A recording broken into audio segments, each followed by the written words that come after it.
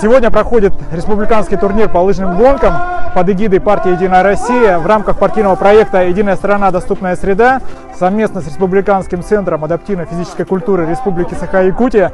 Сегодня собрались участники со всей республики. Видно, что они готовились. Мы понимаем, что сегодня будет интересный, красочный забег.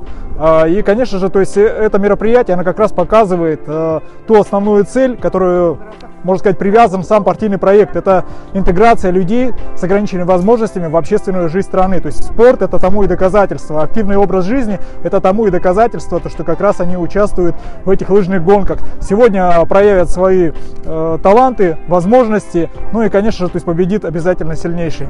Примерно где-то год назад только ослеп. И я знаю, что такое лыжные гонки, что там слепые участвуют и слабовидящие участвуют. И решил себя там лично попробовать. А именно слепые спортсмены всегда ходят в соревнованиях со сопровождающим. То есть это сопровождающий рядом со спортсменом слепым рядом идет. Тоже бежит и там говорит, прямо вперед, чуть левее, чуть правее, где никто не ренегер. И все это ориентируюсь все на слух. В этом спортсменов очень много с районов. Хасылаем будет. Стремление и успехов. Я Чупров Геннадий Сильверович, приехал с города Мирного впервые на республиканские соревнования по адаптивным видам спорта. Лыжный вид спорта очень как-то помогает людям в жизни. Когда идешь по дистанции, забываешь обо всех проблемах, особенно в гору из горы. Этот вид спорта, я думаю, надо развивать у нас в Якутии. Потому что у нас зима хоть длинная, но март-апрель на лыжах можно ходить, так и ноябрь. Зима длинная, они дома сидят, засиживаются, чтобы не было депрессии. И молодцы, вообще, Федерация Якутская по адаптивным видам спорта включили в программу республиканских соревнований. Поэтому я желаю всем участникам пройти, и главное, не надо ничего бояться, это главное.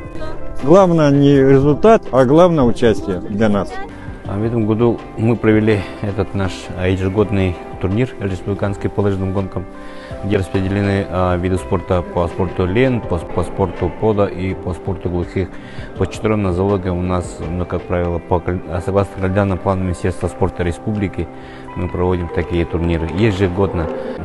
Хочется отметить в этом году увеличение количества участников из числа муниципалитетов тоже принимали участие, даже такие как Мирный приехали специально, чтобы участвовать на этом нашем турнире, и из города Алдана, где у нас имеются специалисты по адаптивной физической культуре и спорту. В следующей неделе у нас будет по спорту пода волейбол сидя, будем проводить чемпионат республики.